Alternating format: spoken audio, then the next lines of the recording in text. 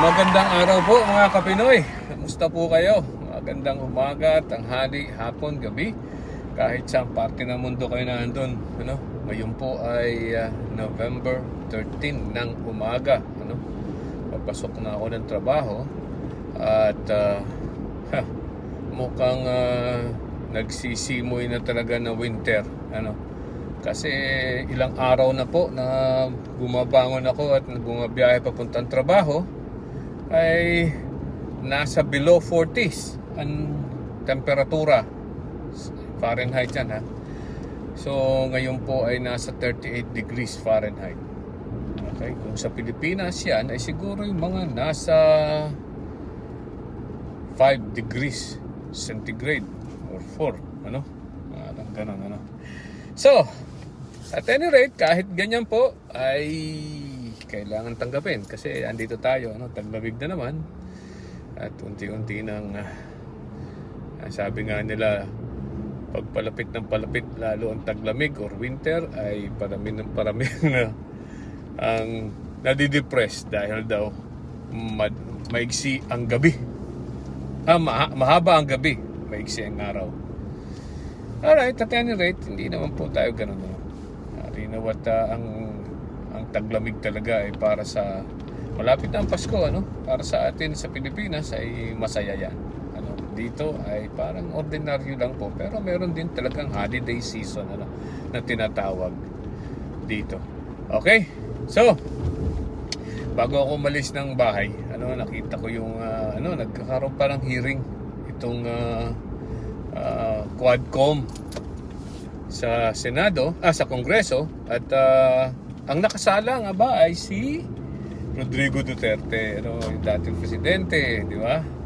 At mukhang marami nang nahuhuli na naman sa bibig ni Rodrigo Duterte. Salamat sa mga pagtatanong ng mga congressman natin, At any rate, atin pong pag-usapan niya sa susunod, Pero sa ngayon, dahil po yung hearing ay hindi pa tapos. So gusto kong magkomento diyan after that. Gusto ko lang mapanood ng buo bago tayo magkomento para specific ang ating mga sasabihin at magkakaroon tayo ng educated analysis. At any rate, dito po sa tingnan natin muna ito, itong si pagkakahuli kay Royina Garma, hindi po pinapasok ng Amerika. Itong si Royina Garma.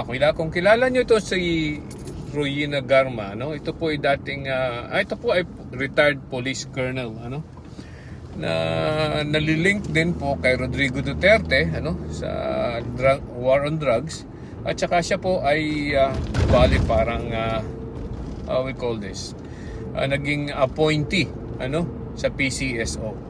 Naging controversial din po yan ng mga during that time, at saka ngayon lumalabas na malaki ang partisipasyon niya sa war on drug, or malaki ang pagkakaalam niya, o marami siyang alam na isiniwalat din sa House of Representatives sa Quadcom. So ilang buwan po siyang nakakulong sa Kongreso, dahil nung una nga ay tatakas siya sana, pero hindi na po nakatakas. Pero bakit siya hinuli? Bakit po siya nagpunta pala siya dito sa Amerika, pero hindi na po siya pinapasok?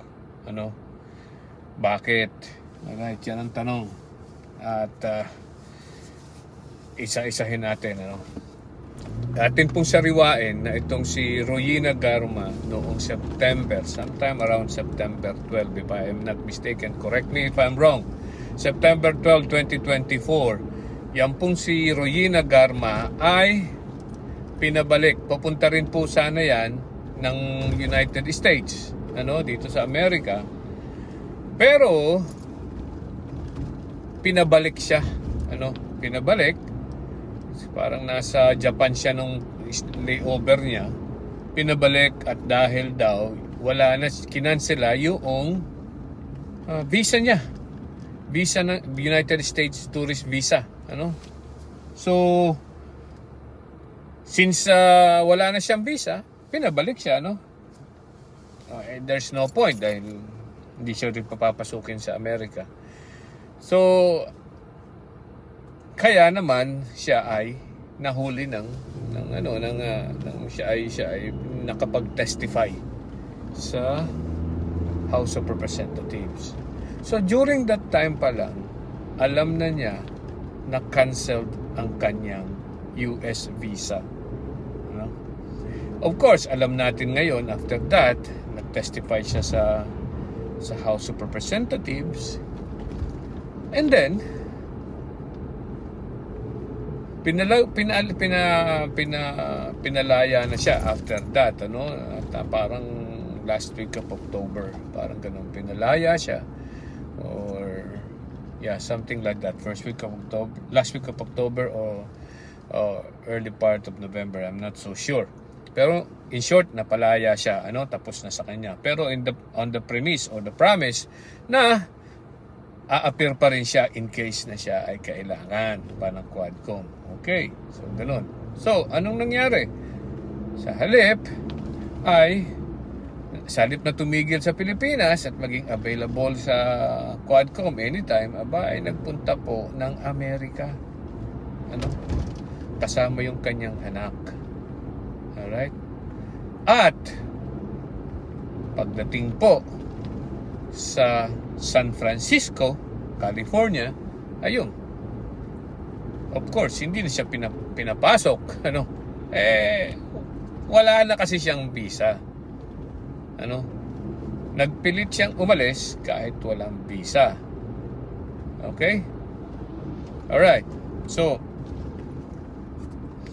paano nangyari yon? Paano ba nangyari siyang nabigyan pa siya ng ticket? Ano, usually po kasi itong mga airlines company ay meron po yang tie-up o pwede po silang makipag-communicate o alam silang paraan para malaman kung merong visa ang isang tao sa isang lugar, ano? Okay, sa isang bansa, kung ikaw ay pupuntahan ng ibang bansa. For example, dito sa Amerika, ay dapat at least meron kang visa, ano, para makapasok. So, bago ka palang bumili ng ticket, kinukuha na po yung visa number, kung ano-ano, pangalan, edad, and everything.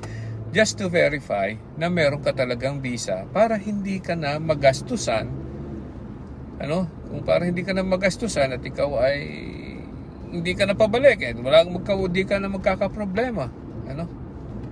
Pero itong si Rowena Garma, no,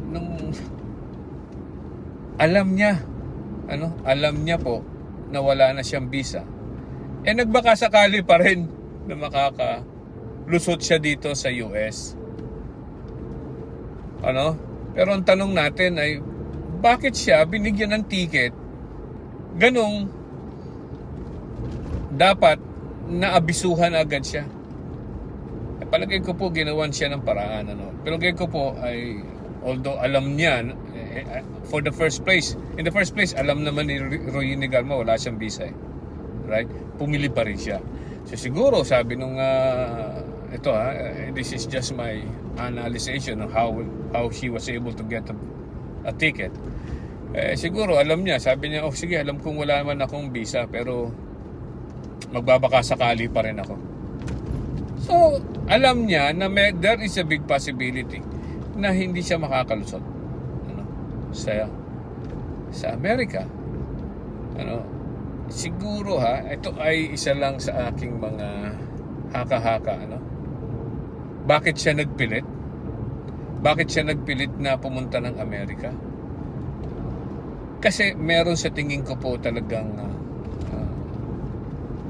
meron siyang talagang takot sa Pilipinas, ano? Dahil po sa ginawa niyang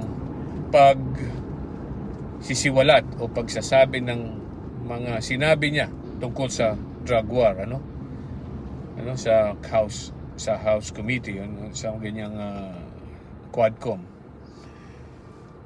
Napakalaki po ng napakarami ng sinabi niya, ano, delikado. Siguro naisip niya delikado ang buhay niya, kaya siya nagpilit. At pagdating dito, saka siya magpa-file ng asylum, asylum visa. Ano po, ibig sabihin nun po ng asylum, siya po ay pumupunta sa ibang bansa, particularly for example dito sa Amerika, pupunta siya dito at dito siya magpa-file ng asylum. Ang ibig sabihin po nun ay humihingi siya ng protection dito sa Amerika dahil meron pong banta sa buhay niya sa Pilipinas politically. Political asylum ang tawag diyan. Okay? So, yun po ay usually ginagawa ng mga tao na nanganganib ang buhay nila sa bansa nila at may visa sila, pupunta dito sa Amerika. Pagdating dito sa Amerika, magpapile siya sa Immigration Office o sa USCIS ng political asylum. May mga ang tawag dito, may mga ebidensya siya ipakikita sa para mabigyan siya na siya ay nanganganib ng buhay sa bansa at para mabigyan siya ng visa pagdating dito, o mabigyan siya ng political asylum. Alright, so yun po ang inaasahan niya. Pero bakit hindi siya nakapasok kung gano'n ang nasa plano niya? Kasi po mali ang ginawa niya. Kasi nung siya lumipat nung dumating dito, wala na siyang visa. So hindi talaga siya papapasukin. Walang visa. Alright? As differentiated from those people na pumunta dito at nag-file ng political asylum, kasi during that time na nagpunta siya dito, yung mga yon may visa pa para makapasok sa Amerika. Nakuha nyo? So, malaki ang pagkakaiba. Para makapasok ka dito at mag-file ng political asylum, ay kailangan pong may visa ka. Para papasukin. Pero kung ikay nagpunta dito, mag-file ng political asylum, pero wala kang visa, hindi ka po makakapasok. Okay? Pag hindi ka nakapasok, hindi ka rin makaka-file ng political asylum. Yun ang malaking pagkakamali niya. Nasa tingin ko, yun ang iniisip niya. Kasi katawa-tawa naman po kung bakit siya magpipilit na pumunta dito. Kahit alam niyang wala siyang visa. So, there must be something in her mind kung anong gagawin niya dito. Right? Alam niya na mukhang mahihirapan siya, pero hindi siguro niya naisip na hindi talaga siya papapasukin dahil wala siyang visa. She was hoping na papasukin siya and file a political asylum. That's just my assumption. Kasi hindi ko maisip kung siguro naman may isip, konting utak din yan, hindi yan magpipilit.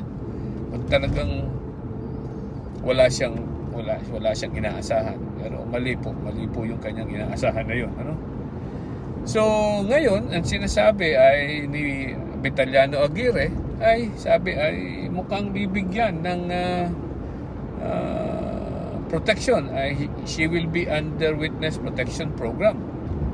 Kung sakasakalit magsasalita siya, definitely, kung sakali pong yan naman pong mga nasa witness protection program, ibig sabihin yan ay meron niyang gagamitin ng gobyerno ang kanilang statement para sa isang kaso,